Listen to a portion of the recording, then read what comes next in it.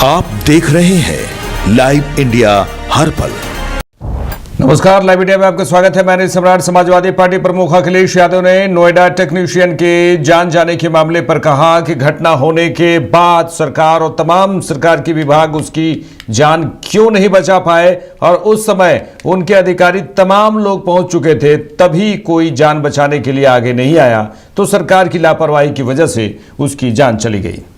सवाल ये नहीं है कि वो पार्टी कर करके आया था या किस जगह पर घटना हुई है। घटना होने के बाद सरकार और तमाम सरकार के जो विभाग हैं वो आखिरकार उसकी जान क्यों नहीं बचा पाए। और उस समय जब अधिकारी और तमाम लोग पहुंच गए थे, सुनने में आ रहा है कि ठंडा पानी होने के कारण कोई आगे नहीं बढ़ा, जान बचाने के लिए कोई आगे आया भी नहीं। अगर किसी वजह से जान गई है तो सरकार की लापरवाही की वजह से उस इंजीनियर की जान गई है। सवाल ये नहीं है कि वो पार्टी कर करके आया था या किस। कांग्रेस सांसद इमरान मसूद ने कर्नाटक के राज्यपाल के असेंबली से बाहर जाने पर कहा कि हम जिस रास्ते पर चल रहे हैं इससे लोकतंत्र खत्म हो जाएगा। मतलब राज्यपाल का जो अभिभाषण था उसमें वापस जाने को लेकर इन्होंने नाराजगी जताई है। नहीं, ये जो है ना, जो जिधर हम जा रहे हैं, जिस रास्ते पर हम जा रहे हैं, ये लोकतंत्र खत्म हो जाएगा। मतलब राज्यपाल का जो अभिभाषण होता है वो सरकार की उपलब्धियों के लिए सरकार के द्वारा होता है। अब राष्ट्रपति जो भाषण देंगी वो पार्लियामेंट में वो सरकार लिख करके देगी, वो राष्ट्रपति आकर पढ़ेंगे। ये परंपरा है और यही चलती है। अब इस तरह से आप जो आपके जहां आपके राज्य में सरकारें नहीं होगी, वहाँ राज्यपाल एक नेता की तरह अगर बिहेव करेंगे तो हम बार बार कह रहे हैं ना कि आपने जो केंद्रीय एजेंसी हैं उनको दखल अंदाजी कर दिया। ये जो फेडरल स्ट्रक्चर है, आप इस फेडरल स्ट्रक्चर को ख़त्म कर देंगे। संविधान के अंदर इसकी व्यवस्था इसलिए की गई थी कि भारत एक बहुत बड़ा देश है, या तो तानाशाही कर करके आप इसको कंट्रोल कर चलिए आगे बढ़ते हैं। कांग्रेस नेता इमरान प्रतापगढ़ी ने कहा है कि नरेंद्र मोदी और अमित शाह ने कृषि मंत्री शिवराज सिंह को बलि का बकरा बनाया है। मनरेगा लाने वाली भी कांग्रेस थी और इसे बचाने वाली भी कांग्रेस है। हम इसे बचाएंगे, हम मजदूरों के बीच में जाएंगे, प्रदर्शन करेंगे, मार्च करेंगे, लेकिन मनरेगा को बर्बाद नहीं होने देंगे। नरेंद्र मोदी जी और अमित शाह जी ने कृषि मंत्री को बलि का बकरा बनाया है। इस योजना को बर्बाद करने के लिए उन्होंने शिवराज सिंह चौहान जी का सहारा लिया है। शिवराज सिंह चौहान जी भी ऊहापोह में, उनकी समझ में नहीं आ रहा है। दरअसल मनरेगा को लाने वाली भी कांग्रेस पार्टी है और बचाने की कोशिश करने वाली भी कांग्रेस पार्टी। हम बचाएंगे इसको, क्योंकि भाजपा देश के करोड़ों मजदूरों का हक लूटना चाहती है। इस योजना में नाम बदलना तो एक बहाना है। दरअसल खेल है मजदूरों का अधिकार छीनना, करोड़ों मजदूरों का, एक दो नहीं 40% का बोझ राज्यों पे डाल देना, जबकि पहले सिर्फ 10% पैसा राज्य को देना होता था। राज्य पहले ही लाखों करोड़ के कर्जे में है। ऐसे में ये योजना शुद्ध रूप से बंद हो जाएगी। ये पूरी तरह से भाजपा का एक ऐसा योजना, ऐसी बिल है ये कि इसमें मजदूर बर्बाद हो जाएगा। हम मजदूरों के बीच में जाएंगे। आज राहुल गांधी जी देश के बौद्धिक लोगों से, मजदूर संगठनों के लोगों से सबसे मिल रहे हैं। उसके बाद हम इस योजना को लेकर के जमीन तक जाएंगे, मार्च करेंगे, प्रोटेस्ट करेंगे, लेकिन हम इस योजना को बर्बाद नहीं होने देंगे। आप यहाँ पर तो लड़ाई लड़ रहे हैं। लड़ाई आप लोगों ने महाराष्ट्र के लोकल चुनावों में भी लड़ी, बीएमसी में आप लोगों को सीटें भी मिली, लेकिन अब कॉन्फ़िगरेशन अलग अलग बन रही है। वहाँ पर जो है शिवसेना, जो शिंदे ग्रुप है, और बीजेपी में बीएमसी को लेकर ही फैसला नहीं हो पा रहा है। तो कई जगह तो महायुति को एमएनएस सपोर्ट करती हुई। देखिए, इससे सबसे बड़ी बात ये समझ में आती है कि भाजपा के लिए सिर्फ सत्ता महत्वपूर्ण है। किससे मिलके बने, कभी शिवसेना को तोड़ लो, कभी मनसे से हाथ मिला लो। उनका बस चले तो वो पड़ोसी देशों में भी किसी पार्टी से हाथ मिला लेंगे। शेख हसीना की मेहमान नवाजी कर ही रहे हैं। सरकार बनाने के लिए भाजपा, चाहे वो स्थानीय चुनाव हो, चाहे वो राष्ट्रीय स्तर का चुनाव, किसी भी हद तक जा सकती है। तमाम संसाधनों का दुरुपयोग हो या अपनी विचारधारा से अलग जो पार्टियां हैं उनसे हाथ मिलाना हो, महबूबा मुफ्ती से मिला ही चुके हैं। केंद्रीय मंत्री किरण रिजिजू ने महाराष्ट्र नगर निकाय चुनाव के नतीजों पर कहा कि महाराष्ट्र में बीजेपी और शिवसेना को जो जीत मिली है वो केंद्र में नरेंद्र मोदी और महाराष्ट्र में देवेंद्र फडणवीस और एकनाथ शिंदे के नेतृत्व का नतीजा है। उसी की वजह से लोगों का इतना भरोसा मिला है, इतना भरोसा बढ़ा है। ये गठबंधन लोगों को पसंद आया। महाराष्ट्र में जो जीत मिली है बीजेपी और शिवसेना को, वो तो प्रधानमंत्री जी का लीडरशिप और महाराष्ट्र में अपने बीजेपी शिवसेना का गठबंधन का जो लीडरशिप है, फडणवीस साहब और एकनाथ शिंदे जी का, ये कॉम्बिनेशन का वजह से तो इतना भरोसा मिला है। अभी हमारे अजित पवार साहब भी साथ में जुड़े हैं, तो ये गठबंधन जो है बहुत अच्छा था, इसलिए लोगों को पसंद आया। एक तरफ हमने देखा कि बीजेपी की जीत हुई और दूसरी तरफ आने वाले दिनों में बजट जो है वो पेश किया जाने वाला है, क्या कुछ उम्मीदें? बजट है पार्लियामेंट सेशन 28 से होगा, बजट 1 तारीख को पेश होगा और बजट के बारे में मैं आगे घोषणा तो नहीं कर सकता हूँ। क्या कुछ उम्मीद जो है जनता कर सकती है? हमेशा मोदी जी का समय में हर बजट स्पेशल होता है। हर बजट का आप देखिए 2014 से आज तक का देखिए, फ्यूचर भविष्य के लिए, देश के लिए, समाज के लिए, सब चीज को ध्यान रख करके बजट पेश होता है। मोदी जी का लीडरशिप में कोई चूक नहीं होता है, वो सोच समझ करके ही काम किया जाता है। चाहे बजट हो, कोई भी सरकारी काम हो, सोच समझ करके किया जाता है। एसआईआर को लेकर ममता बनर्जी लगातार विरोध कर रही वो है। तो बंगाल उत्तराखंड के हरिद्वार में केंद्रीय गृह मंत्री अमित शाह ने Patanjali emergency and critical care hospital के उद्घाटन समारोह में हिस्सा लिया। योग गुरु बाबा रामदेव ने कहा कि आज विश्व के इतिहास का प्रथम एकीकृत अस्पताल, एकीकृत इलाज, और गृह मंत्री ने Patanjali emergency and critical care hospital का उद्घाटन किया। इसके लिए उनका अभिनंदन। यहाँ पर डायलिसिस की भी व्यवस्था है, उन्होंने कहा, लेकिन हमारी कोशिश होगी कि डायलिसिस को टाला जाए। घुटने बदलने की भी व्यवस्था है, कमर और रीढ़ की हड्डी की ऑपरेशन की भी व्यवस्था है, ब्रेन सर्जरी की भी व्यवस्था है, लेकिन ये सब हम पहले टालेंगे, फिर जिसको जरूरत होगा उसका ऑपरेशन किया जाएगा।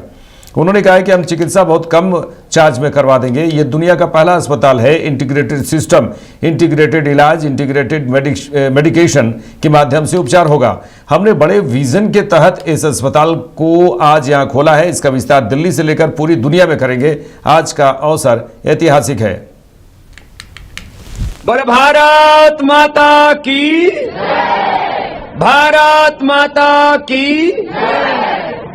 आज विश्व के इतिहास का प्रथम इंटीग्रेटेड हॉस्पिटल, इंटीग्रेटेड ट्रीटमेंट, और हमारे देश के गृह मंत्री, सहकारिता मंत्री, जो अपने राष्ट्र धर्म के साथ साथ सनातन धर्म को सर्वोपरि रखते हैं, योग आयुर्वेद को सर्वोपरि देखना चाहते हैं, ऐसे हमारे परम आदरणीय श्रद्धेय अमित शाह जी ने इसका लोकार्पण किया है। तो एक बार जोरदार अभिनंदन है इस पवित्र अनुष्ठान के लिए। कह रहे थे कि ये एक हाइब्रिड हॉस्पिटल हो गया है, वर्ल्ड का पहला, जहां पर 90 से 99% रोगों को हम योग, आयुर्वेद, नेचुरोपैथी, पंचकर्मा, षटकर्मा, पंचमहाभूत चिकित्सा से, मेडिकेटेड वाटर, फूड, फास्टिंग, उपवास, उपासना के जो हमारे तौर तरीके थे, सिरोधारा से लेके अक्षि तर्पण, कर्णपूर्ण, नस्य, अभ्यंग, बस्ती, इन सारी प्रक्रियाओं से शरीर का शुद्धिकरण, और जिन कारणों से बीमारी होती है, stress, inflammation is the main cause of all diseases, कैसे डिस्ट्रेस किया जाए, कैसे बॉडी के सारे इन्फ्लेमेशन को अंदर से धोया जाए। जैसे बाहर हम झाड़ू लगा करके सफाई करते हैं, तो पूरे शरीर के अंदर की शुद्धि शंख प्रक्षालन से होती है, कोलोन थेरापी से होती है, और 100 से ज्यादा प्रकार की तो हम बस्ती करवाते हैं, और बस्ती की जो मस्ती है वो तो दुनिया में कहीं नहीं है। ये आयुर्वेद वाले को पता है बस्ती की मस्ती क्या होती है। बाकी तो लोग तो बस्ती समझते हैं गांव बस्ती को, लेकिन यहां तो पीछे से बस्ती निकलती है। बड़ा खतरनाक मामला है। और आज ये जो पतंजलि का emergency and critical care hospital है, इसके निर्माण में जिनकी दृष्टि रही है, हमारे श्री सुनील आहूजा जी, इन्होंने 50 से अधिक ऐसे बड़े क्रिटिकल केयर के हॉस्पिटल बनाए। एक बार इनका भी जोरदार अभिनंदन है।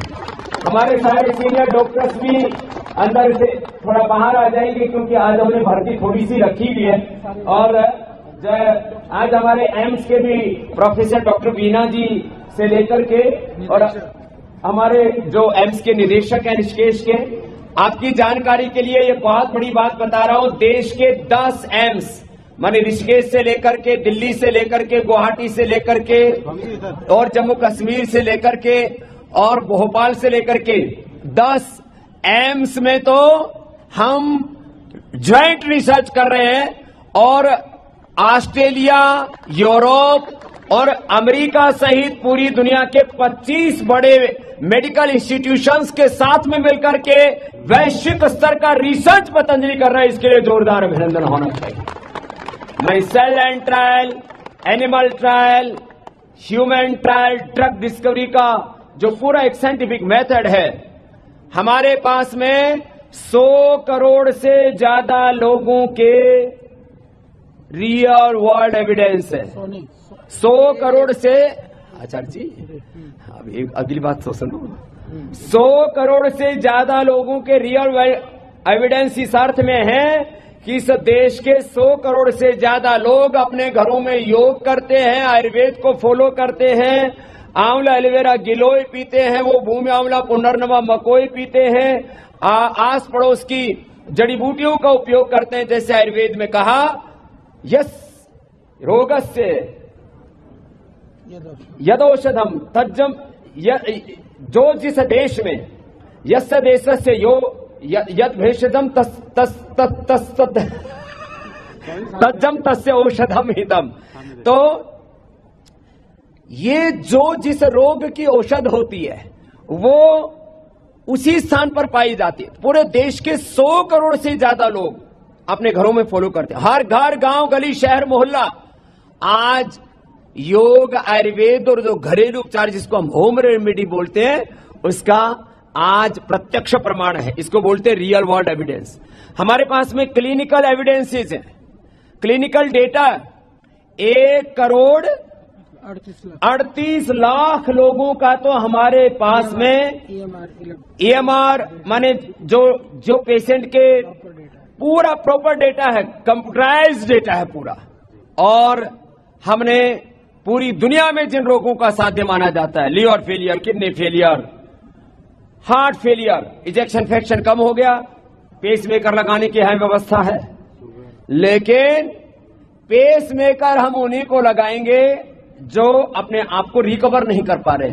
हमारी कोशिश होती है हृदय में कार्डियोग्रेड अर्जुन की छाल, दालचीनी, लौकी का जूस पिला करके 25-30 जिनका इजेक्शन फ्रैक्शन पहुंच गया उनको 60 कर देते हैं। हमने यहां फैसिलिटी क्रिएट की है। चलिए आगे बढ़ेंगे। 1984 के सिख विरोधी दंगों के मामले में पूर्व सांसद सज्जन कुमार के वकील अनिल कुमार शर्मा ने कहा कि कोर्ट ने उन्हें बरी कर दिया है क्योंकि विकासपुरी और जनकपुरी मामलों में उनके खिलाफ कोई भी आरोप साबित नहीं हो सका। हमने कोर्ट को बताया था कि उन्हें टारगेट किया गया था क्योंकि उनकी मौजूदगी साबित नहीं हो सकी। अब तक किसी भी गवाह ने उनका नाम नहीं लिया था, लेकिन अब 36 साल बाद इन्होंने नाम लिया है। आज कोर्ट ने उन्हें बरी किया है तो कोई भी इल्जाम साबित नहीं हुआ और एक्विटल हो गया है। हम विकास से जानना चाहेंगे कि कहाँ का मामला था? ये था विकासपुरी और जनकपुरी पुलिस स्टेशन का था। 2 केसेस थे, 2 दिन में बने थे, एक 31 तारीख का, एक 1 तारीख का। तो उसके अंदर 302 तो हम पे लगा नहीं था, प्रेजेंस वैसे ही साबित नहीं हुई थी।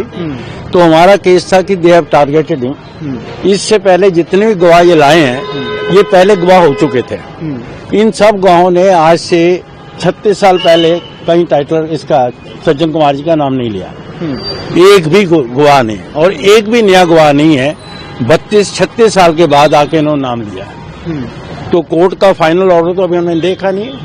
तो मेरे हिसाब से क्योंकि वांट ऑफ एविडेंस है, वही लोग हैं, वही फ्रेश एविडेंस है, नहीं है कोई फ्रेश एविडेंस और फ्रेश वर्जन है, फ्रेश स्टोरी है इनको टारगेट करने के लिए, वेयर दे हैव फेल्ड। तो we are thankful to the judiciary for having acquitted. Sir, इसमें सज्जन कुमार अकेले आरोपी थे या उनके साथ कोई सह आरोपी भी थे? सज्जन कुमार अकेले आरोपी थे इसके अंदर। ये SIT ने किया था, 2016 के अंदर रजिस्ट्रेशन हुआ था।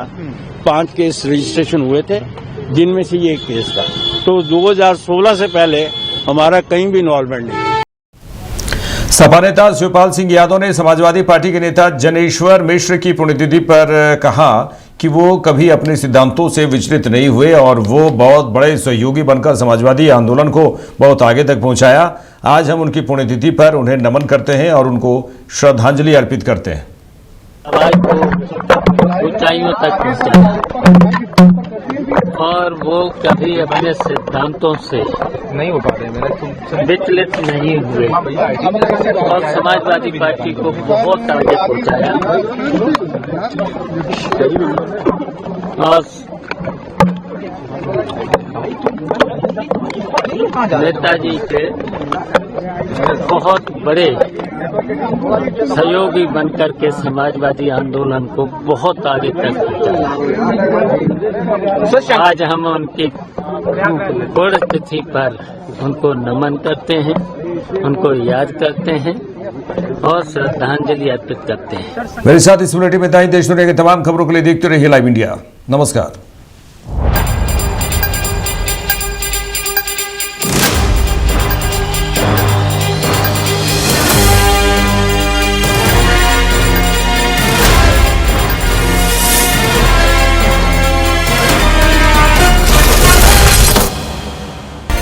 आप देख रहे हैं लाइव इंडिया हर पल।